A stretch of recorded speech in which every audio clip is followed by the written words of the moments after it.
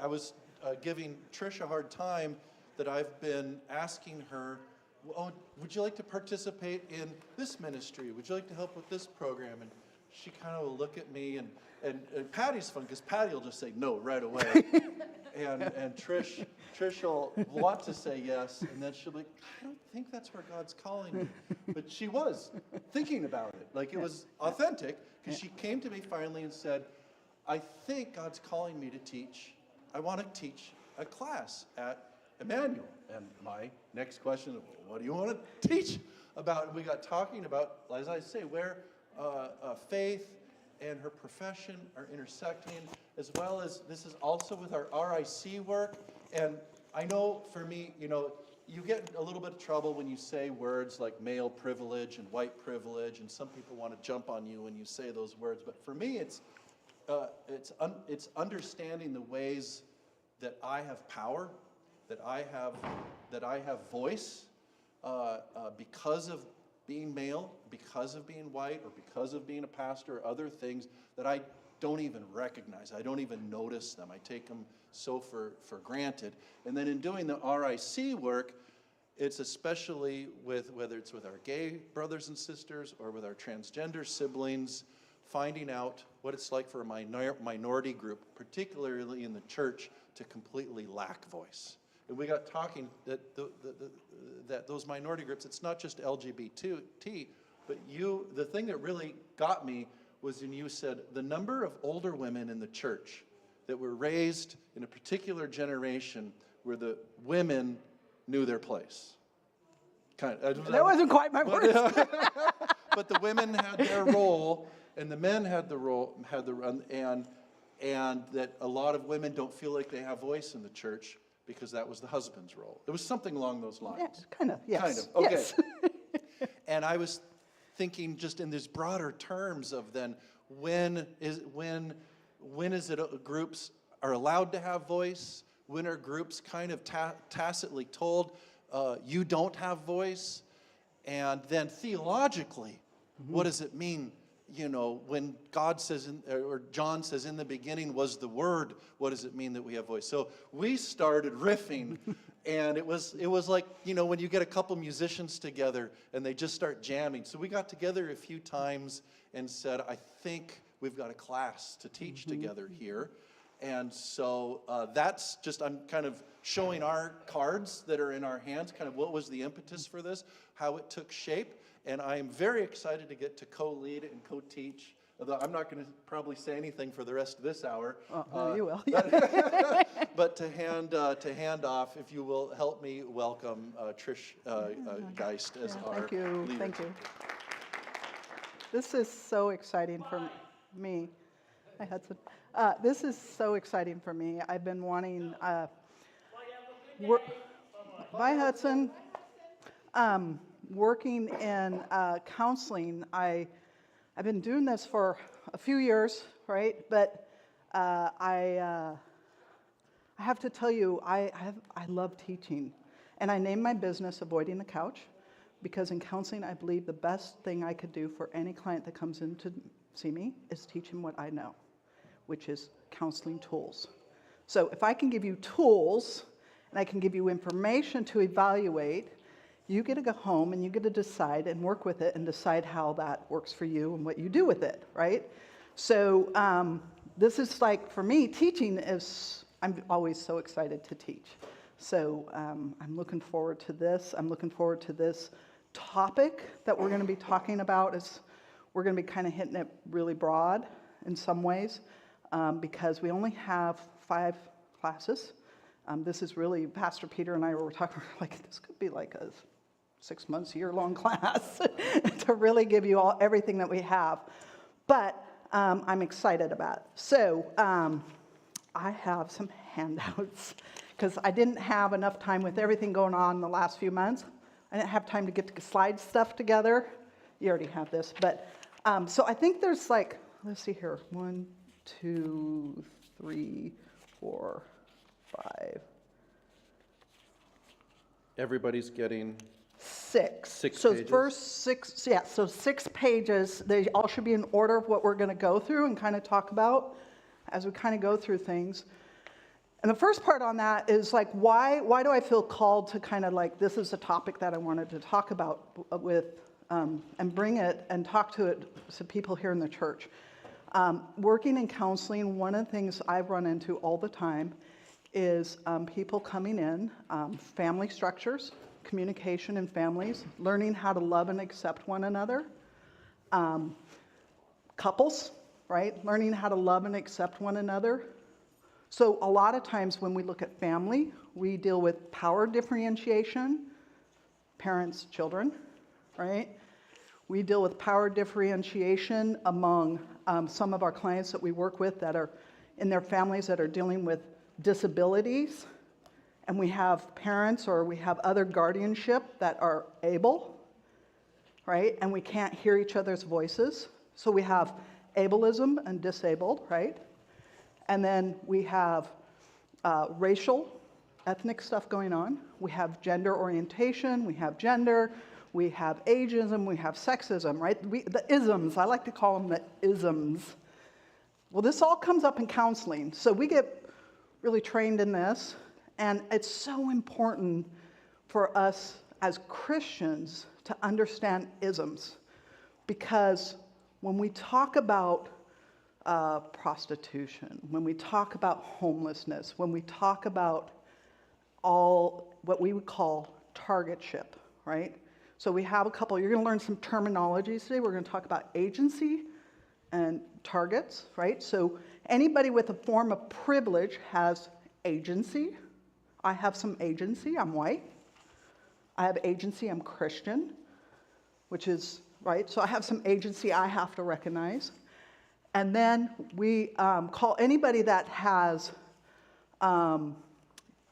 where they don't have privileges, and that lines with isms, right?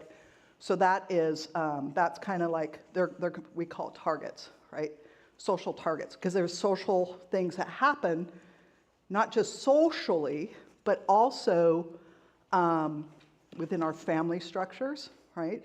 Because it's just a smaller microcosm of the grander social structure, right? So, and within coupling, right? That's even smaller between each other, right? So, we have targetship, what we call targetship. So I have some targetship, right? Some of us have more or less targetship, right? Gay, right? Targetship, female targetship, right?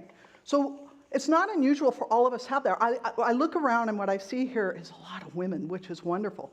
I wish this had a lot of men in here because they don't realize they're going to be a target one of these days. Why? You're getting old. You're going to be old, and all of a sudden you're going to speak up and you're going to use your voice, and people are going to look at you and go, huh, well, that young buck just took over your conversation. And you lost your agency. And for the first time, you're going to go, wait, I just felt so invisible. Right? So when we're talking about these topics, and this is one of the things I missed in my education, and I think sometimes when we get into these topics, is we miss out on the idea that because we oftentimes will get really defensive on our place, right? And that's natural.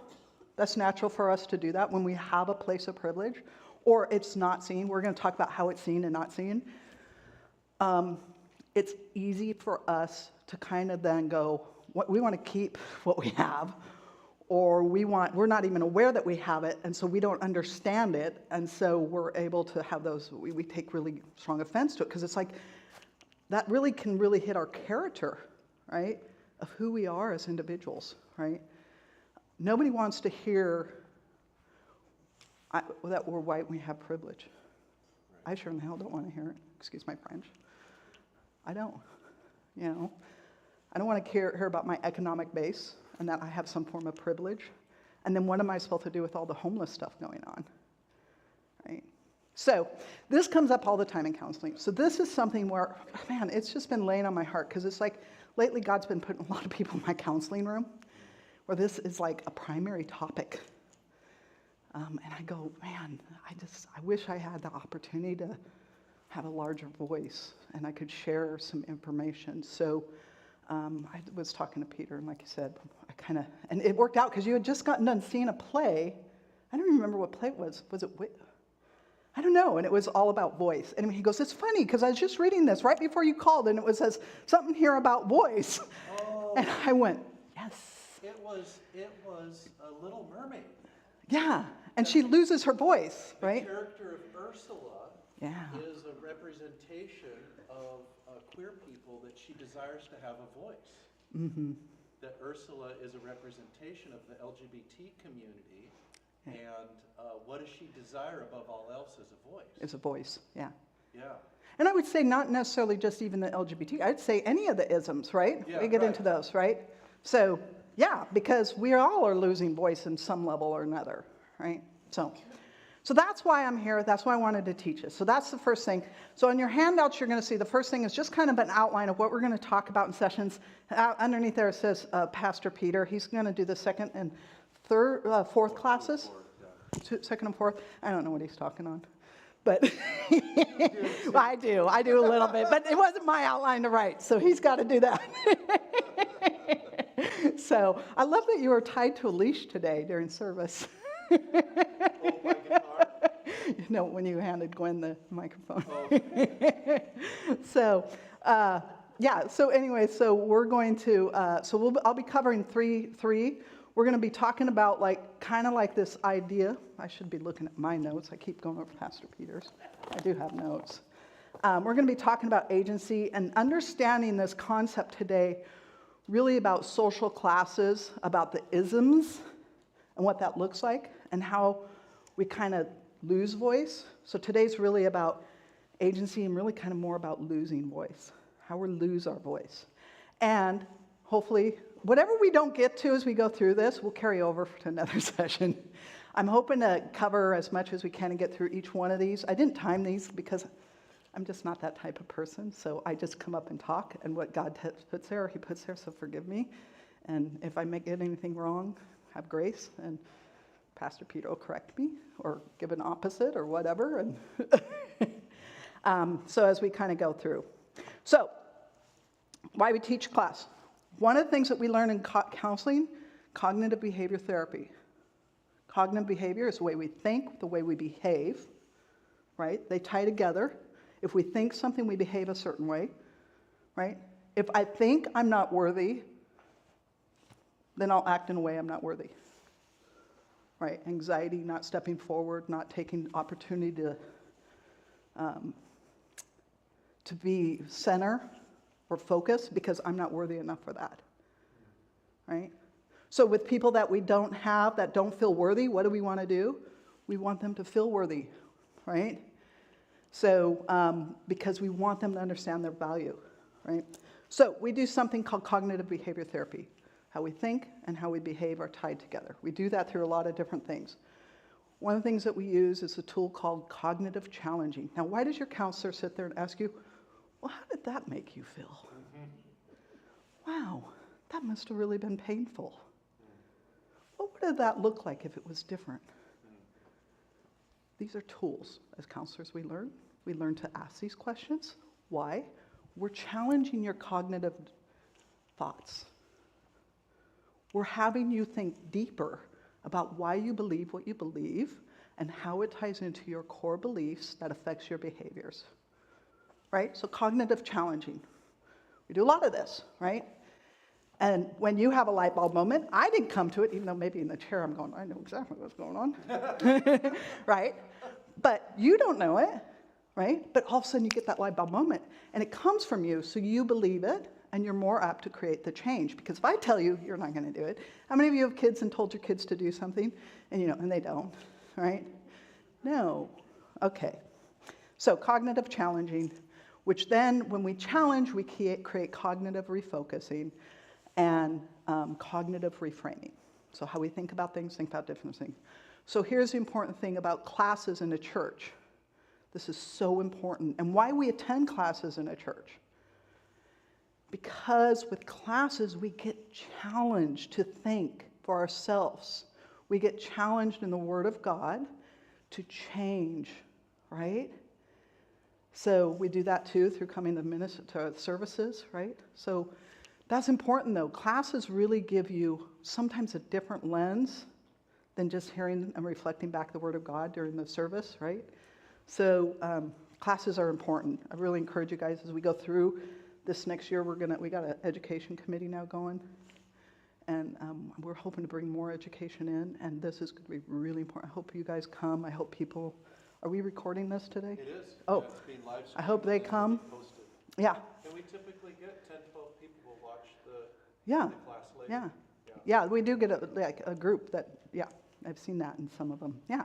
So include, stay, pack a lunch on these days, stay, ask people for rides. If we don't have a bus running, there's definitely people that will offer up rides, and different things. So, okay, so done with A. So today is about losing your voice. So I'm going to be going to the next handout.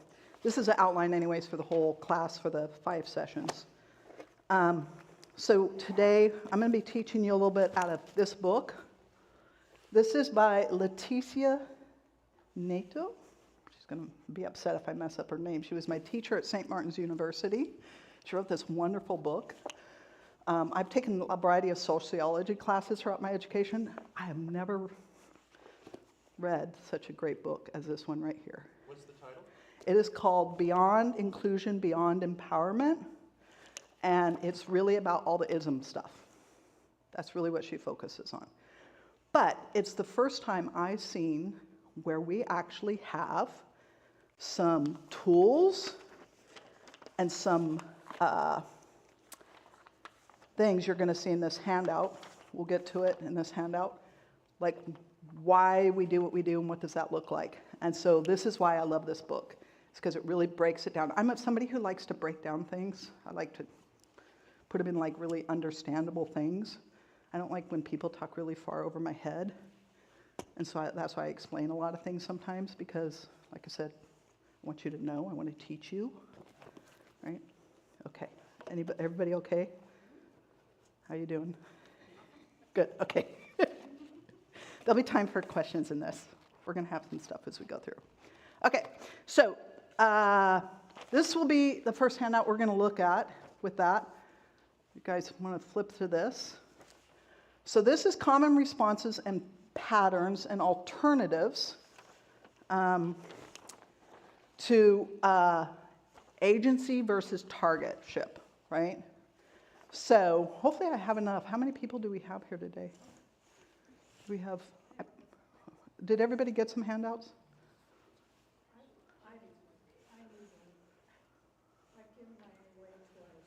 Okay.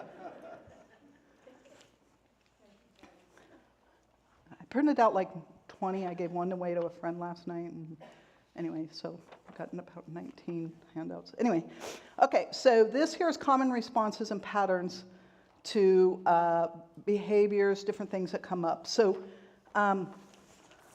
excuse me, I'm missing a few of my parts. I'm borrowing Patty's glasses because I forgot mine. So we'll figure this out as we go. So the first box you see is agent behaviors, responses, and patterns that undermine coalition and allyship, right? So remember, agency are the people that have power, right? And so this is like what we might hear in conversations. So one of the things to know as a counselor, I listen to what you say. Because like I said, your thoughts affect how you behave. Your thoughts, what you say determines what you're thinking. So I listen to a lot of what somebody says. It will always be this way. We call that black and white thinking, right? Always. It's never going to change. It always is. Is it really always that way? That would be a question I'd ask. Is it always? Well, there was this one time, right? Well, then it's not always, right? One time means not always, right? So, but if we frame it that way, then we're more apt to behave out of a situation where it's always this way, right? Which is not always the best, right? Mind reading, fortune telling, right? We're trying to predict what somebody is going to think or say or what they believe about us. And so then we behave in a way that we think that they believe about us. But we don't know. And then we talk to them and we realize, oh, that belief was totally wrong. They actually were pretty cool and they really did like me and I thought they hated me. And yeah. So So it matters, right? So agency behaviors and responses and patterns, this stuff matters in how it's said. So we're going to take, if you guys can take opportunity, can somebody read the first box? We'll kind of go one, and then we'll talk about it a little bit, and then go through. Scott. I'm just staring at you. Yeah. Agent behaviors and response patterns that undermine coalition and allyship. Switching channels. When a target is speaking about an area of oppression that impacts them, and the agent switches to another area where they hold target membership in an attempt to make a connection. Inclusion or distancing. Yeah. Can go ahead, Susan. What's a target? So if you go to the next page, we'll explain this real quick. Go to the next page, this page here, you'll see. And in this section here, upper section here, you see. And it will say, at the beginning, it says social rank category. So like you have age. So an agent rank is somebody who's an adult because they have power, right? Target rank is children, adolescent, and elders. That's shocking for some, maybe. They didn't realize maybe they had a target ship there, right? What does that mean? There's certain things that what happens is we're kind of dismissed in a way. Our value isn't really seen, right? So we can be kind of dismissed in conversation, minimized in conversation, not asked our opinion about things, right? So that's what that might look like. So as we get older and we age, our voice doesn't become as loud as it used to be. Women become even more silented, and men experience silence for the first time, right? That's why I said this matters to men. I don't know if they know that, but this matters. This group matters. Understanding agency matters. Yeah. Okay. Target is kind of another way, so saying lack of agency or loss of agency. Loss of agency or lack of agency. Why is it called target? Because what happens, I don't think that, it's not, I think that's more of Leticia might have assigned that kind of terminology. I don't know where she got that from. Okay. Because this is from her book itself. But it's... I'm with Susan, I understand. Right. I understand what it means, I don't know why the word target's being used. Right. Because what's happening is socially we're disempowered. And it can feel, I don't know if I really like the word target, because with target, it makes it sound like it's done on purpose, right? And this isn't something purposefully done, and that's why it's like hidden oftentimes. We don't often see it until it happens to us. Being targeted for disempowerment. Targeted for disempowerment, that would be a great way of putting it. Okay. Yeah, I agree.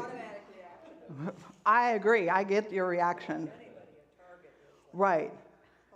It's hostile, isn't it? Yeah, you throw darts. Yeah. And It could be intentional, right? Like in bullying. yeah. It could be intentional. Yeah, it feels intentional, that word. Right. Yeah. Yeah. To me, it's how the person feels. So the person that is in the target area, that's how they feel. They feel like in that communication, they're a target. Can you share that? Can you share that again with I love that. What I see it as is not necessarily the person who's saying what they do, but the person who is hearing it. They feel like a target, that somehow who they are or what they look like or their gender or their class or whatever, that somehow as somebody is talking, the other person probably doesn't even know that the other person you're talking to feels like a target. So to me, it's not well, some people purposely target other people, but often it is, people don't even know that it feels like a target to the other person, and the person that it feels like a target to probably doesn't feel powerful enough to say, wow, Yeah. that hurt. Right, yeah. And what we would prefer is to have, because I know I've done it to other people, because I'm white, middle class, Yeah. you know, I have And power. we're not aware of everything. We're kind of, No. sometimes we're naive because we have, So what I prefer is Right. people say, ouch. yeah. You know, and then I can go, whoa, I need to look at it. But often target Yeah. people don't feel that comfortable saying that. Right, right. They don't, it's hard to have voice because your voice has been so silent. And when Yeah. I heard the dartboard, or it's like shooting. Shooting, and you right, said, yeah. ouch, there is a violence involved.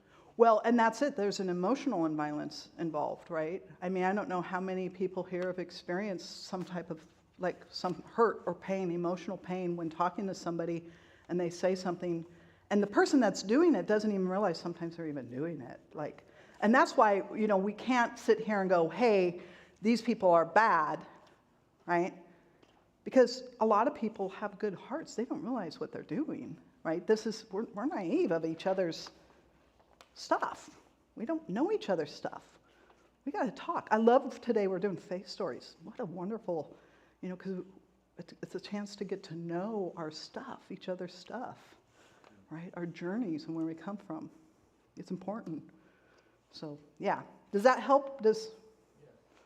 Anybody else questions on that, target and agency? I wish we could change a word too. I don't know. I'm just using her words. We could vote on a different word. I'm happy. No, I think we made it work. Yeah, okay.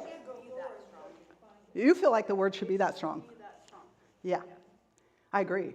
I mean, because a person it hurts that strong, if you've ever been on the end of that.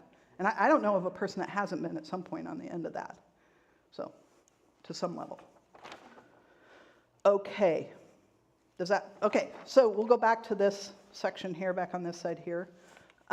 So we have agent behaviors and response patterns, right? And so we say when a target, right, when somebody has that emotional pain, is speaking about an area of oppression that impacts them, and the agent, somebody that doesn't have that place, switches to another area where they hold a target membership in an attempt to make a connection, right? So these are the things that you'll see in inclusion in conversations. I have a friend too, right? We're forming inclusion, right? I've been a part of that group. I've been a part of that organization, right? We're trying to bond. Now, is there anything wrong with that, per se? I would say no.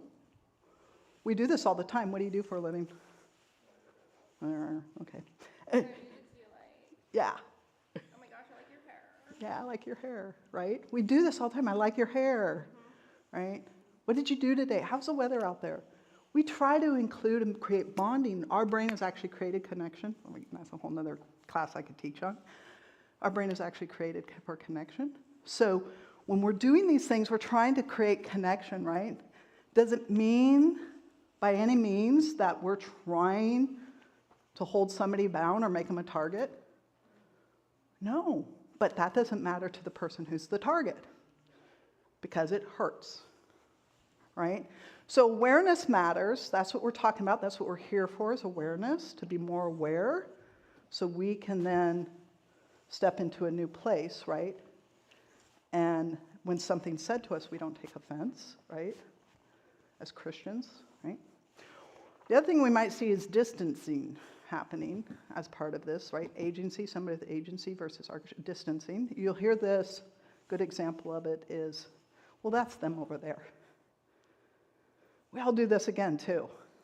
Every one of us do it. It's a survival skill, right? So this is a thing, is one of the things I love about emotions. We have, well, it depends on what you look at, 7 primary emotions, depending on which one you look at and whose thesis you're reading, whatever, right?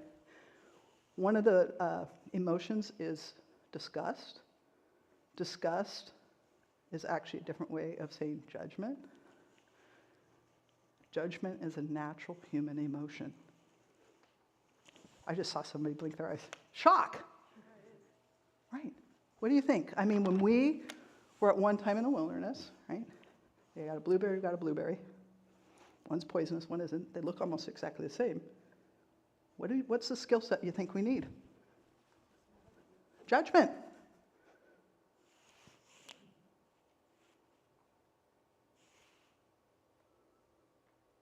I would never teach anybody not to be judgmental. I would teach you to be enlightened in your judgment. I would teach you to use discernment. I would teach you to be more caring. I would teach you to be more open. I would teach you to look outside your box and be open to new experiences. But judgment is something that can be life or death. It's a primary emotion. That would be like me trying to teach you, don't ever cry again. Don't get angry, don't get upset, don't laugh, or be happy. It's what we do with our stuff that matters. This is such a big part of being a Christian and what God taught us in the Bible when he's talking about love one another.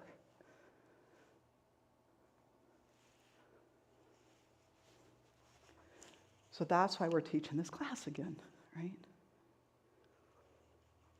All right. Mary Beth.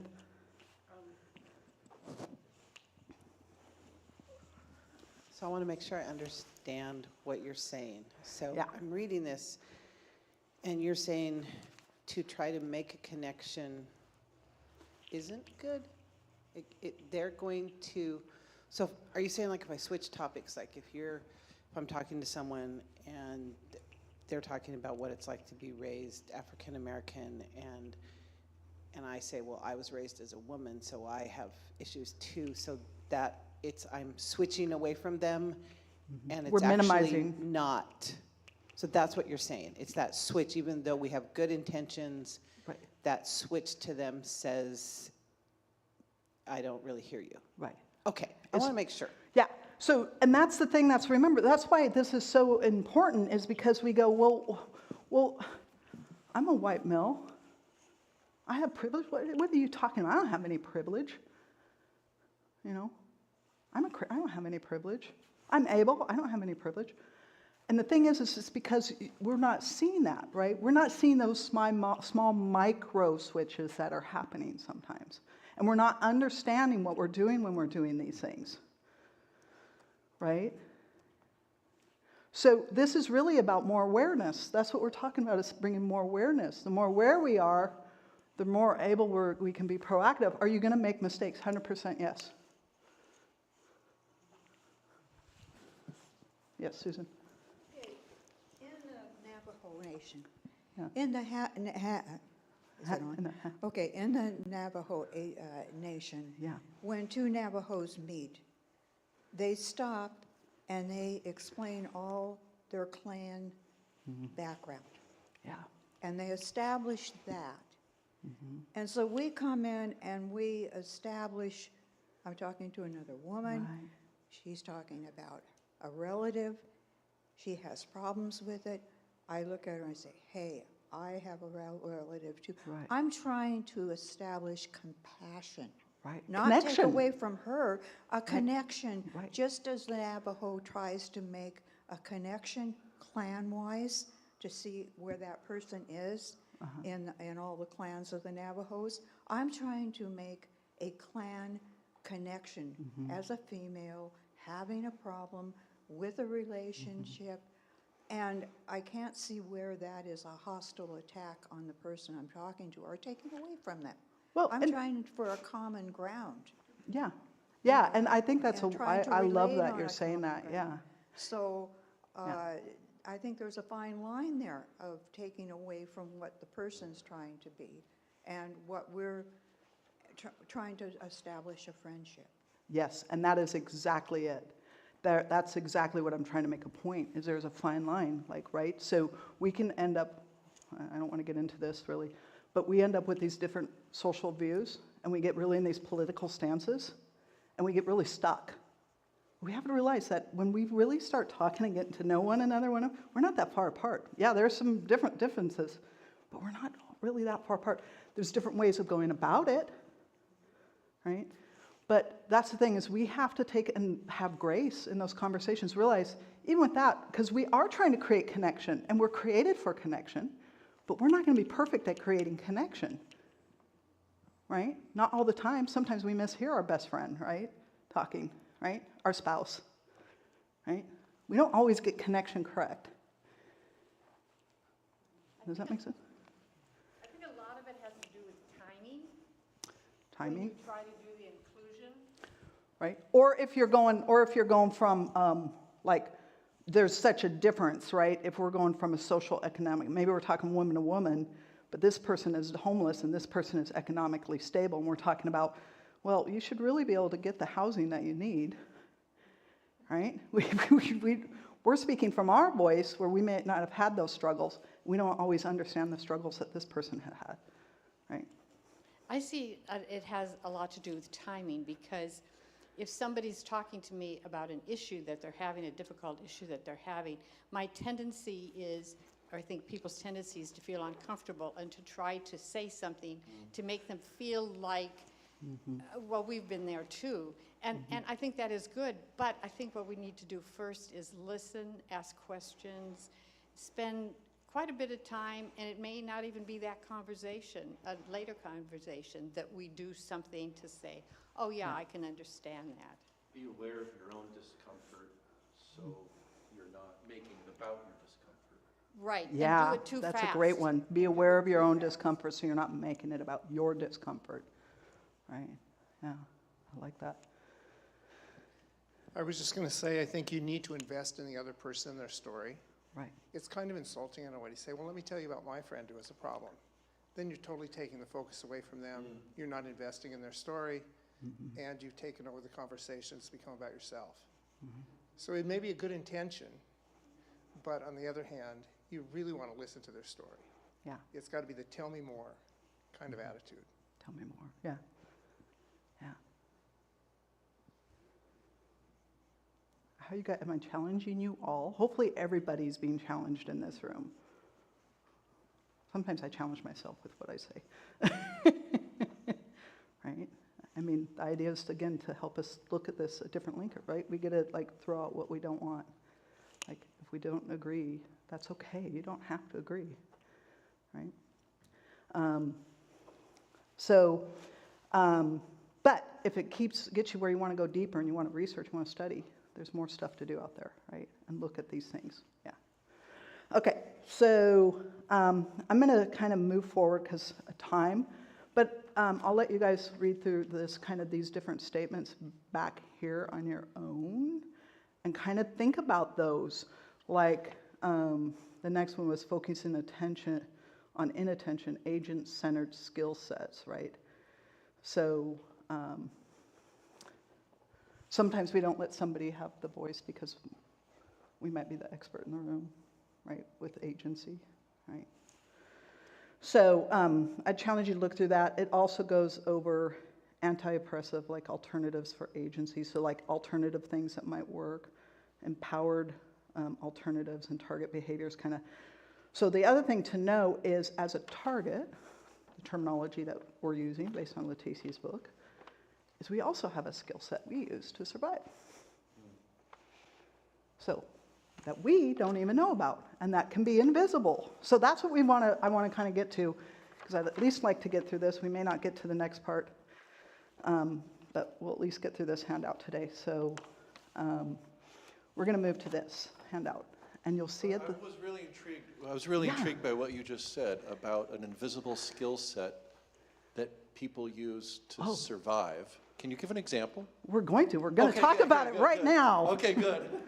We're going to talk about it. As if you're an agent, you don't know you're using skill sets. And if you're a target, you're using skill sets. And it's all right here. And we're going to talk about it at the bottom of this page. And so, this is why we have some of the problems we have, because we don't realize what's going on and how we're functioning and operating. This is why I love Leticia's book. I highly recommend. It's expensive, I'll tell you guys. It's $60. Did you just look it up? Yeah, and she doesn't have very many copies. I don't know why, but it's not like maybe we can get it more published out there in the world. I don't know, but I think it's an academic book kind of. But anyway, all of our students bought it. We think we could support her with this. Anyway, so The bottom part here, you're going to see the agent skill model. So remember, this is somebody that has power, right? So, huh? Give us paint me a picture of who has power. I mean, because like, who are you thinking that has, I can't think. Right. So again, if you go back over here, you have agency. Right. So over here, Right. the person that has power has a lot of money, and an adult male that's got a lot of money in the bank, probably over 6 foot, drives a nice car. You know what we're talking about? Well, you could just be an adult, Okay, but you could be female. right. You can be in a position of power in your workplace, you can be in a position Right. of power in your home. Right. You have power over your child, like when you're raising, right? You're grounded. That's power. Well, she's too old now. Right? So we can have one place where we might have power, right? And here's the interesting, if you're in another country, guess what? You're power switched. Right, yeah. So it's different for everybody. If you were raised in a Muslim culture and you were white, for some reason, I don't know, you're over there, it shifts. Well, in some cultures, as you get older, you gain power. Right. And Yes, some cultures you gain power, right? Yeah. Yeah. And then you lose it again, yeah. Right? Things can go up and down. Well, I'm thinking of, like you mentioned the Navajo. In Native culture, the older you are, the more you're regarded as having Wisdom. power. Yes, and they're right. Right? Yeah. Yeah, Carrie does, yes. Our government was,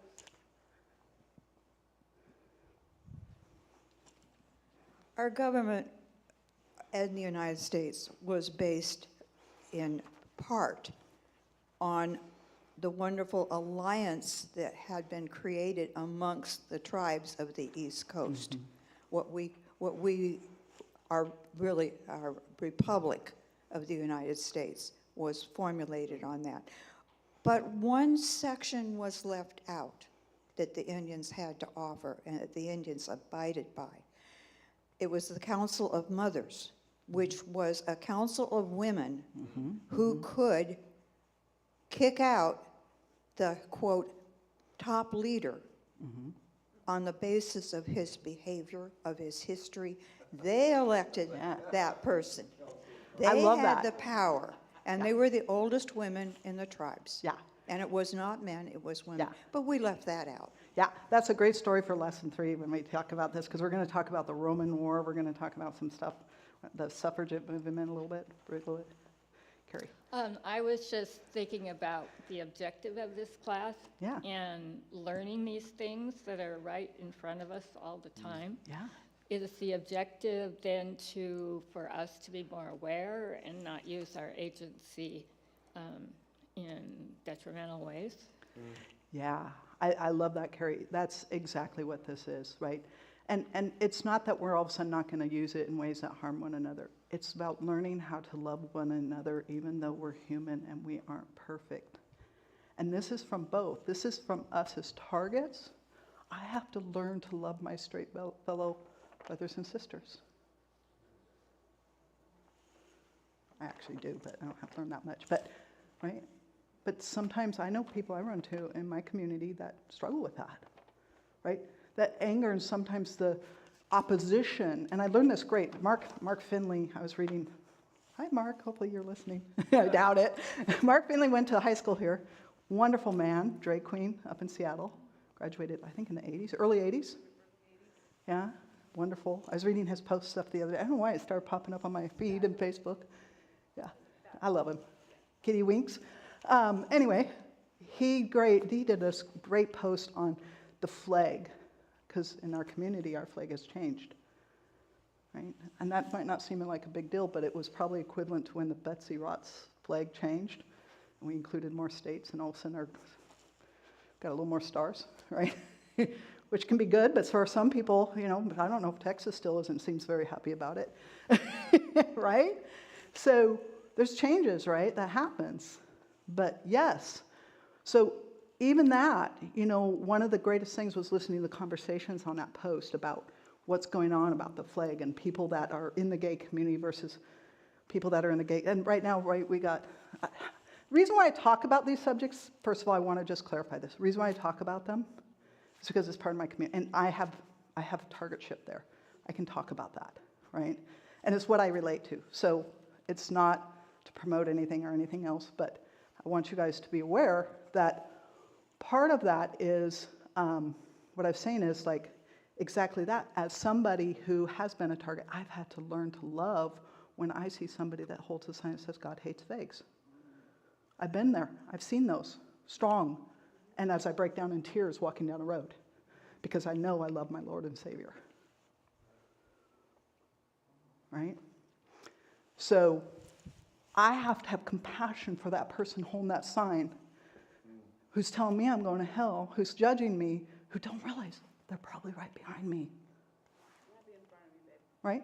If we believe in that. Right? So none of us are exception to those rules.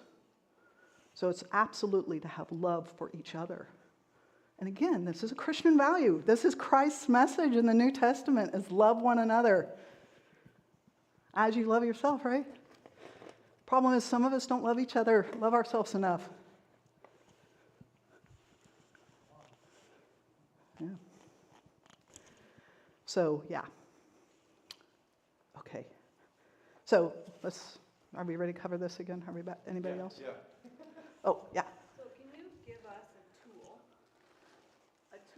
to like stop in our inner brain, if I am the agent Yeah. and I have a target in front of me, Yeah. can you give me a tool that will, in Odd's brain, Yeah. In Odd's brain, I like in that. Odd's Yeah. brain, Yeah. that will say, stop, Yeah. stop, and back up, and then, I always this is what I tell my kids too, is that God gave me 2 ears and 1 mouth for a reason. Yeah. I'm not very good at that one. Me either. And so maybe is there a tool that because you Yeah. do this all the time, but is there a tool that we could have in the day-to-day that would trigger us to stop and to listen versus speak? Well, I think one of the best tools that I've ever found is slow down. And I'm one of those people that my energy's crazy sometimes. And that's just who I am. So the first thing I got to do is slow down. When I'm in my counseling center, I slow down because that's my job, right? It's easier, it's much easier. But when I'm out and about, I'm not as good. And I'll tell you, I was at a wonderful funeral yesterday, Tim Dyson. And I know I stepped on my foot a couple times. And I do this for a living, right? So I think part of it is learning to have grace with yourself, right? And learning to own it when you catch yourself, right? Because you're gonna, right? If we're going 100 miles an hour. Best thing that you can do if you're talking, especially to somebody I love to listen. That's one of the best skills you can enhance, is just learning to listen and validate their experiences. Man, I've never been in that position. I don't know what that feels like. That must be tough. Yeah. Claudia. Yeah. Tools. One thing I learned from a friend when I was teaching was, and it's kind of like slowing it down, is when someone is, when you're in front of a target and they're having trouble getting their words out, or there's obvious pain or something, my first instinct is to start asking a lot of pointed questions or give advice. Yeah. But my friend taught me that, it's much more useful to say, well, talk to me about that. Mm-hmm.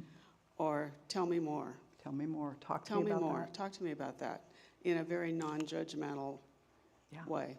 Yeah. Those are the 2 lines. Yeah. Talk to me about that. Yeah. Tell me more.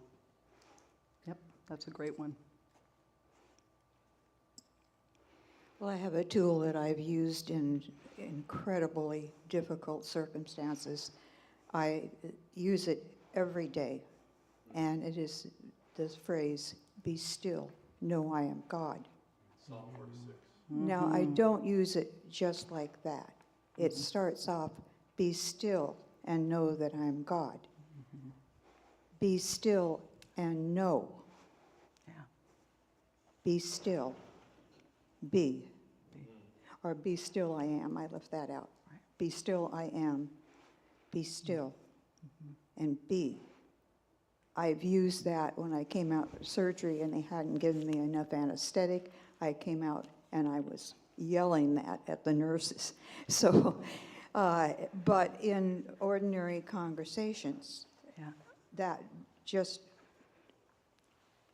feeling the presence of God and saying, be still. When you feel the hesitancy, that first hesitancy to react, and you feel that hand on your shoulder say, be still. Yeah. Mm-hmm. It's very, very powerful. 100%, yeah. The thing that's helped me the most is to hear myself say, the thing that helps me the most to hear myself say in front of crowds and in front of people, I'm racist, I'm classist, I'm sexist, I'm homophobic, I'm, all of those things, to say them and admit them, because I am, and it doesn't mean I'm not trying to change and that I'm not growing, but I am that. Just because I'm white, I've had a college education, I'm very privileged. Right, white, wealthy, straight. So I don't think about others. Yeah, I see what you're saying, yeah, Right. yeah, yeah. And you also have places of targetship. I don't know if this is a tool, but something I learned is that God's internal message of love calls us to nurture a sense of wholeness and possibility in everyone we meet. And I hear that as taking out the agency and taking out the target. Mm-hmm. Yes, I'm going to do next week. yes, yeah. Oh, you're going to, yeah, that's right. I'm going to do exactly So that. that next week, yes. Okay, it is, I want to make sure, it's 12:25. I think you said 12:30-ish? When people asked me how long this is going, one. I said 60 to 90 minutes, depending. I really didn't want to go 60, Yeah, so but no, I'm you going wanted to 60. go- But if I can at least finish this I handout, know then we're you going to talk. wanted to go to 12:30, but I think we need to have a lot of time then for questions and Right, as well. and so I want to get into, and I want to kind of just say a little bit about what we'll get in towards the end of this. Pastor Peter will be talking next week, but then I want to talk a little bit about what we'll be getting into that you got handouts on. Well, you'll see it in there. So bring your handouts back. Okay. See you, Carrie. Thank you for coming. Bye-bye. Thank you, Laura. Thank you. Yeah. Okay, so we'll just finish this up. We're going to talk about those hidden skills that we use. And hopefully by now, everybody in the room realizes in some capacity, I want to validate every one of you guys in the room. Everyone. You all have been invisible in some time in your life and not heard. And you have value. And you need to hear that. Nobody is an exception from that rule. Okay. So now we're going to go over what are we talking about? What skill sets come up that we use? Now, we do this all the time, right? I remember, like I said, we have certain thoughts that drive behavior. We do this all the time. Mine is ice cream. Ice cream. My waist doesn't agree with it. So, my thing is ice cream. What am I? I'm an emotional eater, right? So this is an example of a skill I use. When I get tired, when I get sad, when I get overly anxious, when I get worried, right? I white knuckle it past Dairy Queen because it's on my way home if I take the longer route. Right? I always said if they had an AA group for ice cream, that would be mine, right? Right? So that's mine, right? So that is a thought that I have, right? A feeling or a thought can drive a behavior. So if I understand that, then one of the things I can do is I can check in with myself as I'm driving past White Knuckling Dairy Queen. Am I tired? Am I angry? Am I hungry? Am I sad? What's going on with me? And sometimes I make the decision, you know what? I'm exhausted. But boy, that blizzard sounds good. I'm going to turn in there. And I do. And sometimes I go, I'm tired. I'm exhausted. I just need to go home and go to bed. And I do that, right? But at least I'm evaluating where it's coming from. I have some awareness, right? So this is about awareness. So we all use what we call coping skills. If you're a smoker, it's a coping skill. I encouraged one time somebody to smoke more often in counseling. Isn't that horrible? You go, why would you do that? Because that's kind of contrary. But I'll tell you what, it's deep breathing, and they're outside enjoying the fresh air. And it got them away from their family, which was creating stress. And it worked.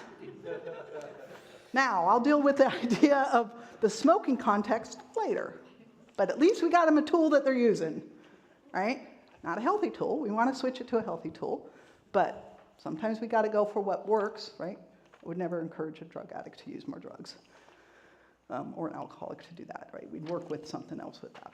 Okay, but this case, it worked for this person. So I think it's the only one client I've ever done that with. In Narcotics Anonymous, they encourage you to smoke as much as you want if it means you're not using cocaine Right. or using heroin. Yeah, and there's different things in SUD around that. Some people go no marijuana use. We got one local USD company in town that says no marijuana use. The other one says, yeah, you can smoke weed. So, well, you're going here, right? So everybody's different, right, on what that is and what they want to do. Some are like no smoking, SUD. Anyway, that's side note. So, anyways, we all have secret skills, things that we use to cope and manage our emotions, our feelings. This is not an exception to the rule. We all do this. It's fascinating about the human body and the mind and everything, how it works. Okay, so agency skills. We've got this box here. We're going to cover this one first. This is agency. Remember, this is a person that has some type of privilege, right, in society that's assigned, that's based on the culture that they live in, right? So that's important we distinguish the culture that we live in. Like I said, if you live in a Muslim country, you might have a different agency. Okay, so the first block of skills somebody who agency might be using is what? Can somebody read that first on this side here? Indifference. Indifference. So sometimes when we are using indifference in our role as indifferent, gay versus straight, young versus old, and we're kind of indifferent of their pain and suffering, housing versus homeless, or indifference of it, it's not my problem, right? Or we're just not paying attention to it, right? Indifference is just not having the awareness. At this point, we're not really even aware in indifference all the ways. We're not usually aware in indifference. We just don't even realize that there's an issue. This is where we get the thing where white men that seem to have like economic and all this other stuff, right? Where we get them going, I don't know what you're talking, there's no male privilege. They're in indifference. That's their skill set they're in. They're in a skill set of indifference, right? Next one is number 2. The next one in, what's that one? Real loud. Distancing. So we talked about that kind of before, right? We distance. That's them, not me. Well, that's over there in that country, not this country. We have the richest poor people in the United world. Have you ever heard that one? Huh? They're still poor, right? Because, right. So we do distancing. Anybody, can anybody else think of something that might be used for distancing that they've heard? They do it in King County, yeah, not here, right? Lewis County is something different. We're better than them, right? Yeah. I can't change that, so I'll just ignore it. Oh, I can't change it, so I'll just ignore it, yeah. It's not my problem. Yeah. Okay. Next one, what's the next one over? inclusion. So now this is somebody that's beginning to have more awareness. You guys are all starting to have more awareness. Guess what? I expect to see some inclusion going on, right? So the next one is inclusion. So what does inclusion look like? This is not allyship. By the way, that's later on. Is that more tolerant? More tolerant, yeah. There's a little bit more tolerance. Is that what you said, Patty? Tolerance, yeah. Okay. Susan? You notice this is the newcomer coming to the church. Okay, indifference, driving by the church, not even being aware it's a church. Distancing, well, yeah, it's a church, but, you know, we don't do that. And then inclusion, you know, maybe we ought to try it out. That's speaking from a targetship position, though. Yeah. That would be from a targetship. So what would it look like with somebody in the church, with somebody out there driving by? What would the person in here be saying about that person? Who is that person over there? Who is that person over there? What are they doing here? Oh, they look odd. Why isn't more of the neighborhood in here? Why isn't more of the neighborhood in here? Yeah. Right, right. So those might be some indifference, distancing type things. Inclusion might be like they're here, going over saying hi. Hey, I think of inclusion as, right, we're glad you're here, you're all are welcome, but implicitly, we're not willing to change Right. for you. We're not willing, right. You're the one that needs to learn how to change to fit in. Here, That to move past inclusion is how am I willing to be challenged and how am I willing to change so that you fit in? you feel comfortable, Not that right? you're the one that needs to change to fit Right. in. But how can you change, right? So inclusion is still that kind of like, you need to change to fit in here, right? You're welcome, but you need to change to fit in here, right? You need to dress differently. We'll take in. This is how we do it, so you need to come in here and do it our way. Yeah, this is how we do it. You need to come in and do it our way, right? And we do this in a variety of ways. This is how we pray. This is how we take communion. And if somebody breaks it, it's also like, what are they? Someone prays with their hands in the air. Or singing. That means Steve. Right? Singing with your hand in. You know, dancers, I always notice dancers are in the back over here. Go there if you want to dance, right? Right? So, right, so that's inclusion, right? You're okay, but you're outside, right? But you're welcome to come. We want you to come and worship, right? And who's going to stay in a church like that? No. Okay, the next level is awareness. So now we've shifted into awareness, right? So this is where somebody with agency, okay, so we'll take this, we'll keep using this as Christian. This is our church, right? And this is also the person's church that is coming in as well, right? So what does awareness look like with somebody that's walked in the door? If this is their church too?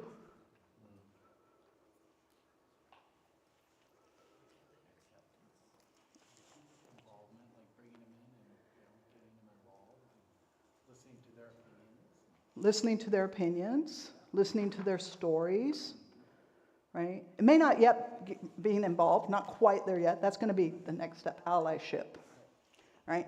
The next step is awareness. We want to hear your story. We want to bring you in. You know, we want you to be part. I want you to come and sit and have coffee and cookies with me. I want to hear, oh, you know what, you need a ride today? One day I hung out with somebody, I just ran it. You were out of town. I was bored that day. That's a bad story.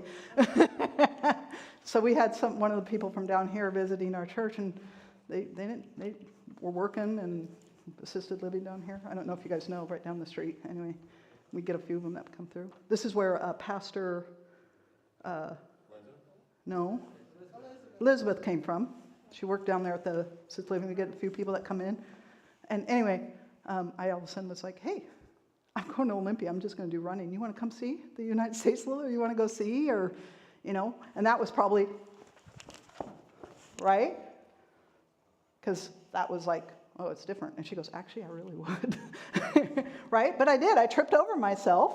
I realized it when I said it. And I said, look, I'm just doing running, but I know what it's like to sit at home all day and be sometimes depression. And she was, I could tell it, I could see it in somebody's body sometimes. And I went, depression. And we went and I took her out to lunch. We had a good afternoon and just hung out, right? That is awareness. Understanding and looking at somebody and being able to truly see them and have a willingness. We need to do this for each other as a church body as much as a person coming in, right? Okay. Next one. Allyship. One of the greatest things I have had in this church, well, early on. Well, Pastor Peter, thank God, he got us involved. I've been going to church my whole entire life. You know what I've done? I've been a wonderful bench warmer because I was not allowed to serve. And I love the Lord with all my heart. But because I was gay, I didn't have that right.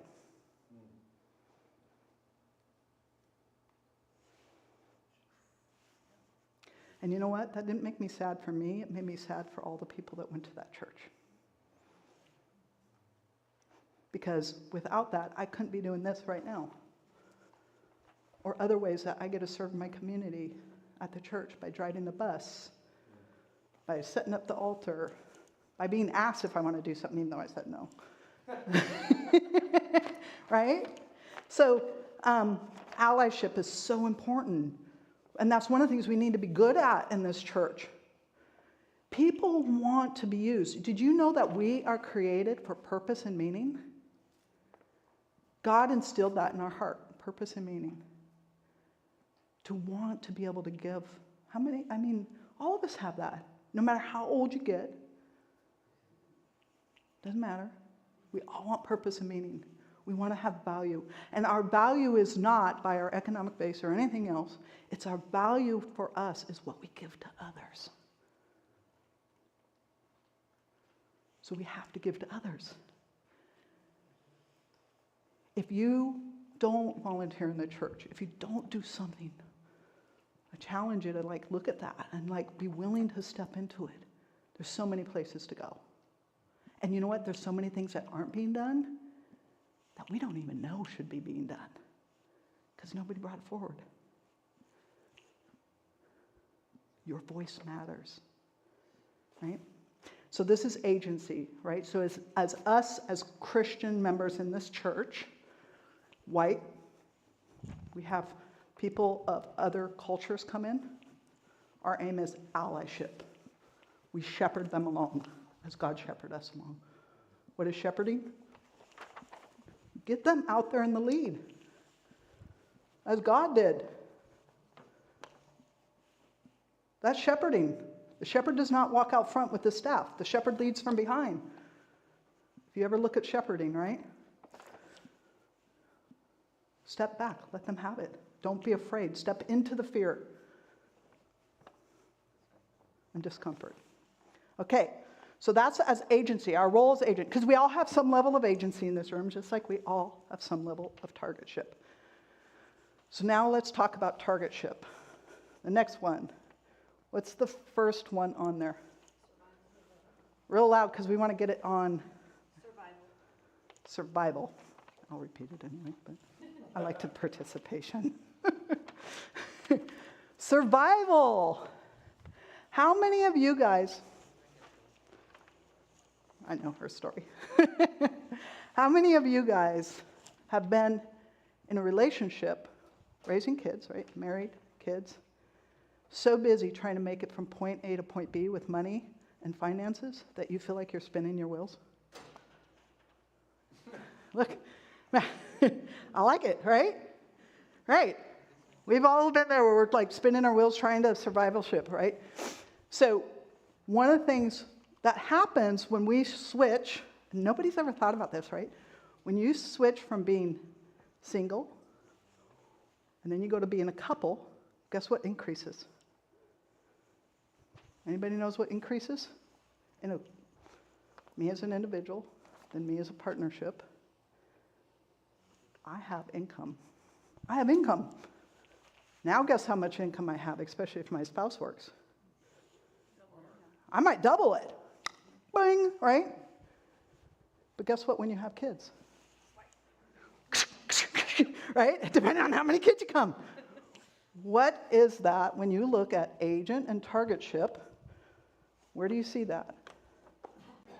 Under targetship.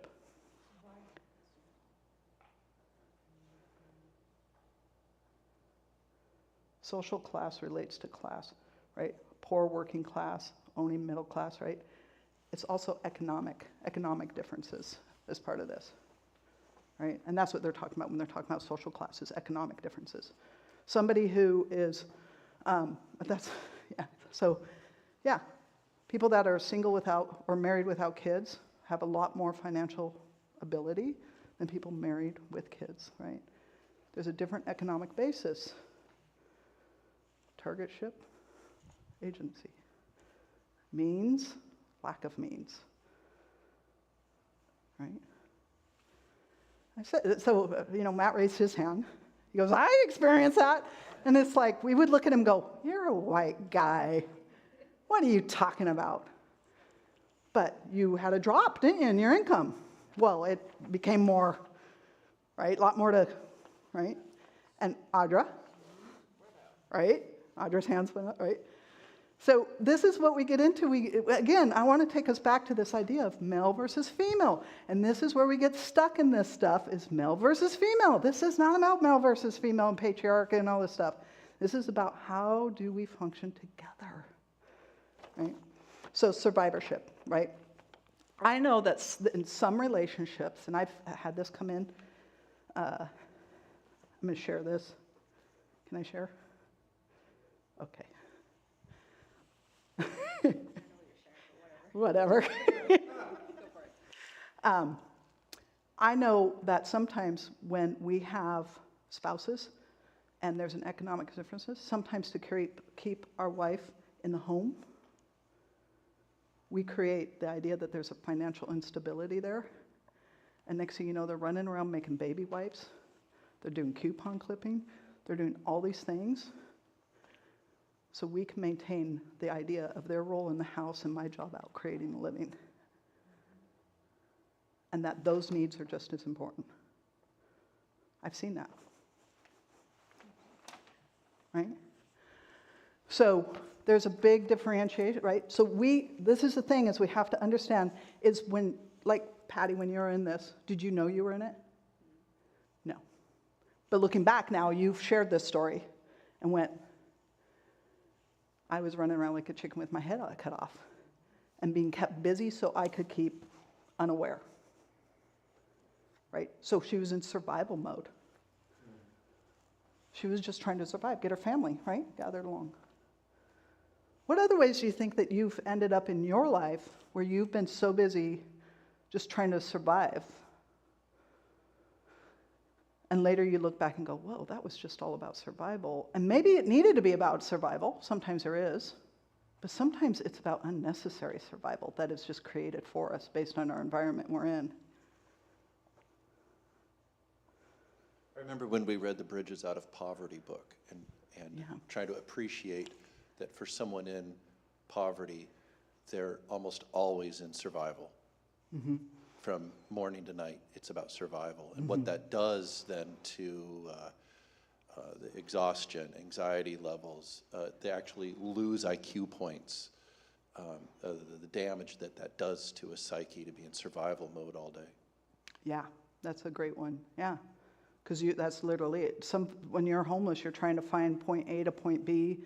You got to go to here to get your food. You've got it there for the day, but you didn't have a car to take you or anything else, and your shoes have holes in them, so it took you twice as long to walk. And that took all your energy because you're already depressed, which it has, right? Or whatever else is going on. There was the second place you were going to go to, so you would have enough food to last for the week, but you couldn't even get there. And then people question your ethic because you just don't work hard enough. You had an appointment and you didn't make the appointment. Right. Because you're if lazy. you just had a better work ethic, if you weren't so lazy and you had a better work ethic and would honor the appointments, Right. Yeah. Yeah, Susan.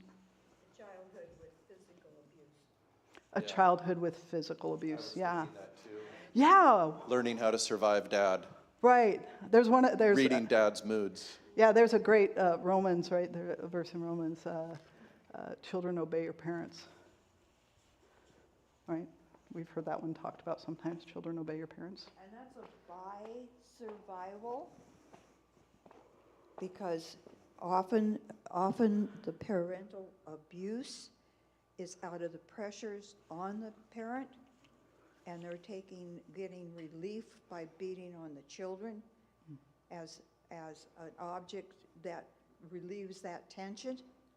And they can express the emotion by beating on the child that they are suffering under themselves. So it is a stage kind of thing where every member of the family is passing on the survival mode.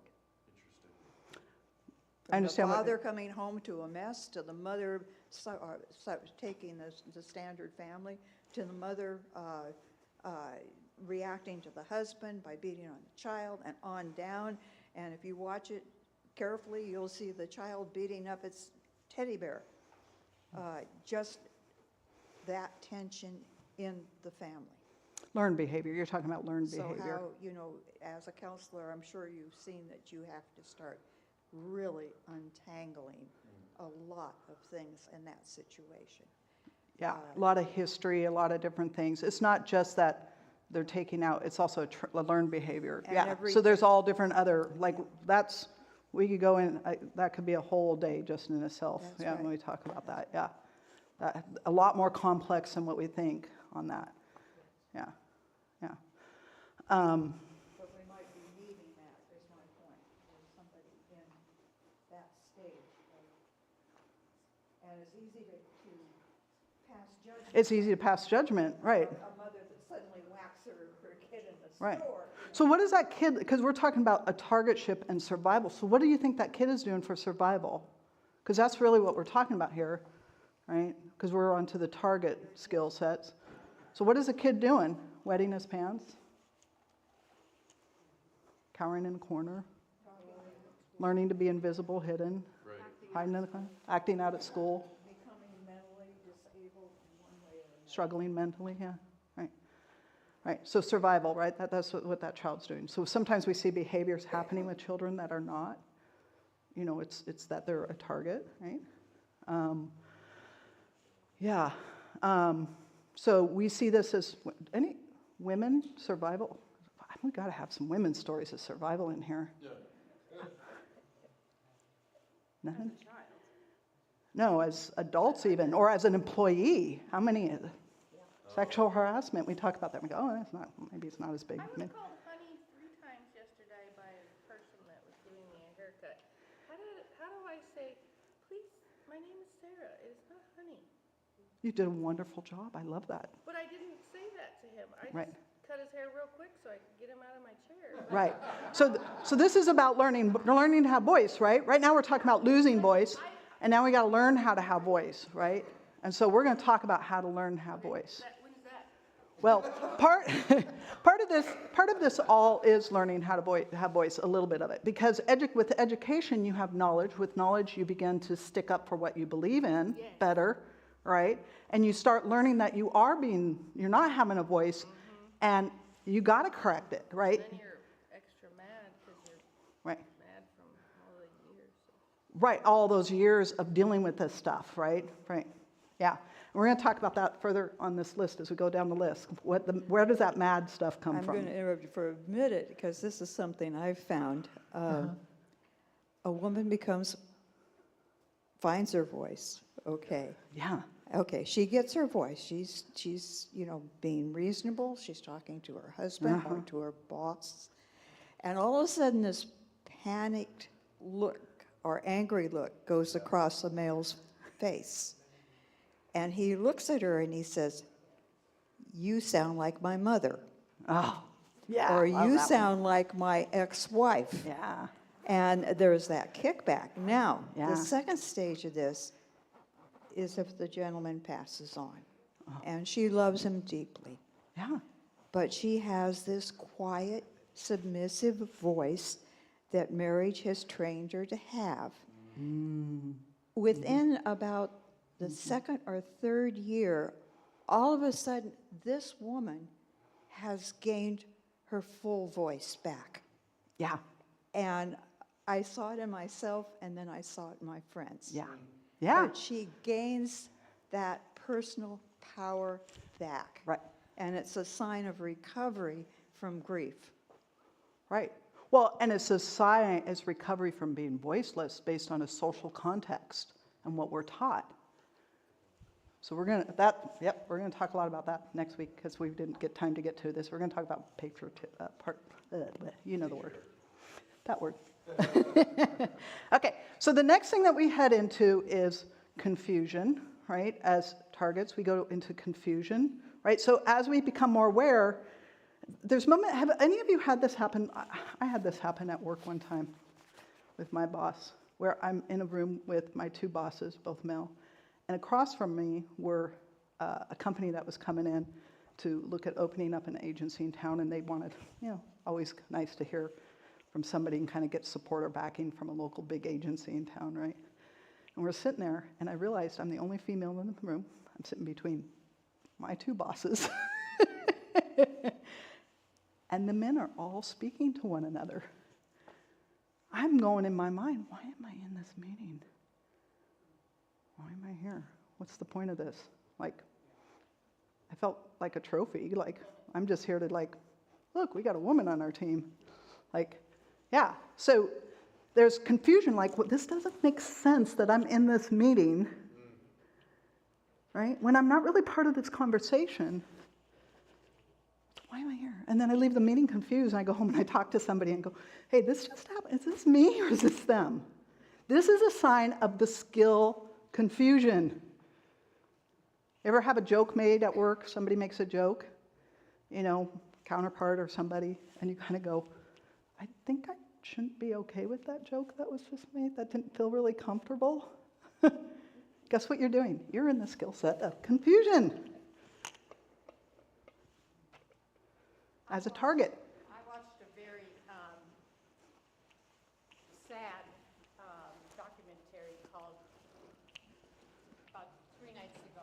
I watched a very sad documentary about three days ago. It was called Pray Away. Yeah.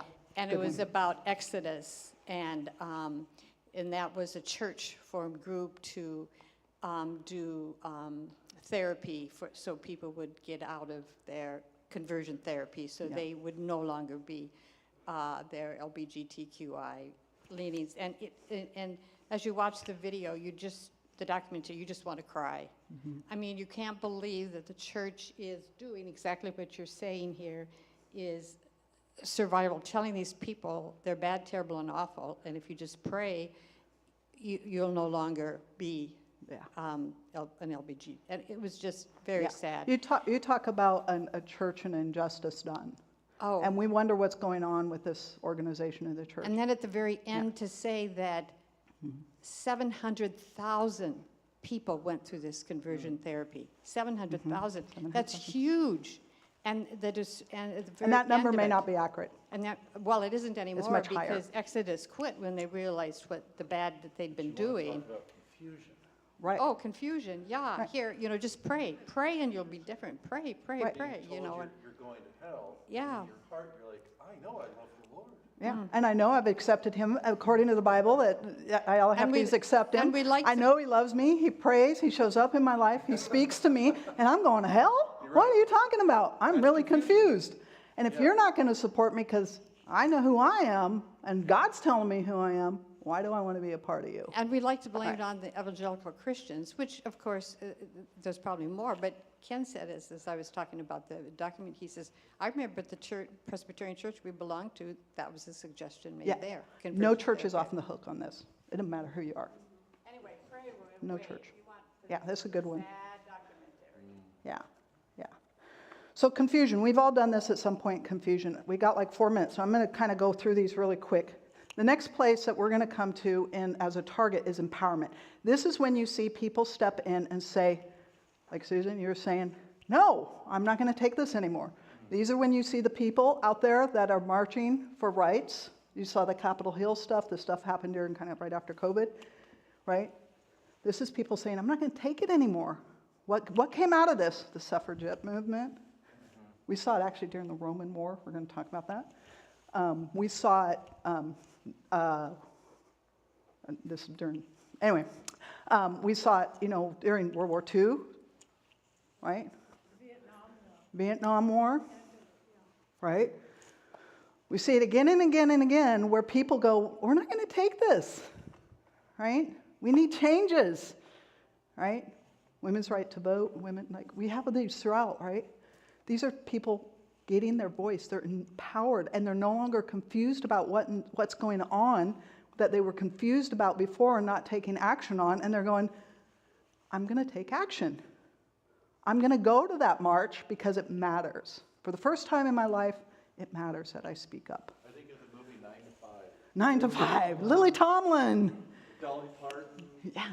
And talk about moving from Oh. confusion, survival, to confusion. I just watched a documentary on that. Yeah. Yeah, 9 to 5, yeah. Not on the movie, but on that time period, right? Women working in the workplace and all they could do is be secretaries, right? Couldn't be the manager job, right? And so they're like, yeah, great movie on that, right? Right. So that's where we come into empowerment, right? Awareness is the next step that we come into. And awareness is really about, now we have this awareness of why we're so angry. Up until then, sometimes we're not even know why we're angry. We're just mad. We're tired of it. We're exhausted. We don't want anything to do with it. And so now all of a sudden we go, oh, I know why I'm mad, right? Because of all this stuff back here and what was happening in my life, right? And then what happens is we move into strategizing, right? Oh, sorry, so strategizing, right? Awareness was agent, so I was at the wrong form. Strategizing, so it goes from empowerment to strategizing, right? So now it becomes where your movements go, when you see historically, your movements go to a different shift. Martin Luther King, all these movements, you see a shift that's happened. These are the big movements, right? But we do these too in our own life, right? As women, we speak up to our spouse for the first time. We strategize how maybe if we weren't able to work out in the workforce, how are we going to get out in the workforce? Because that's really where we want to go, right? So we begin to strategize and realize empowerment might not be the way, right? Empowerment might not be, it's good, I need to speak up and say some things sometimes, but sometimes every time ramming my head against the door, what do most people do? It turns people off, right? Yeah, and it's ridiculous because it's people with agency usually we're turning off, right? But we then go, oh, I need to come up with a strategy that's going to be more effective and going to work. So we strategize. And then the last thing that we step into is recentering, right? Where we learn to use our voice different as targets. We learn to empower and speak when we have the opportunities, find a place to have our voice. We learn how to strategize. We learn that when I have confusion is a warning sign, that something's happening I should take stock of. We learn that when I'm busy running around and I'm doing mindless stuff, sometimes that doesn't make any sense. That sometimes I need to go, whoa, wait a second. Does this have to be done by me? Or is there somebody else in this room that can do this? Whose role is this really? Or am I just being assigned this because I'm the disabled person and I'm the only one that can sit in a chair at this table?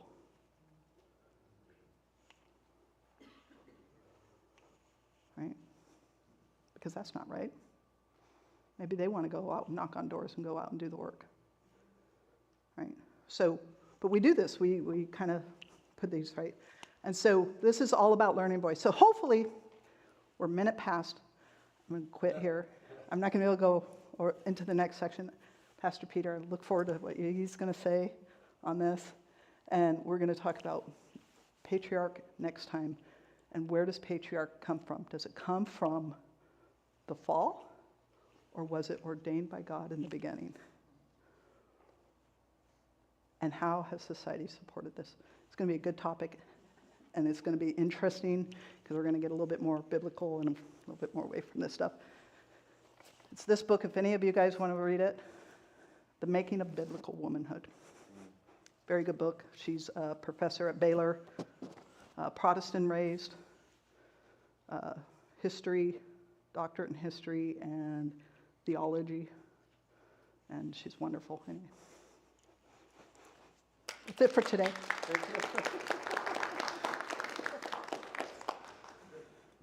Okay, thank you, everyone. Thank you.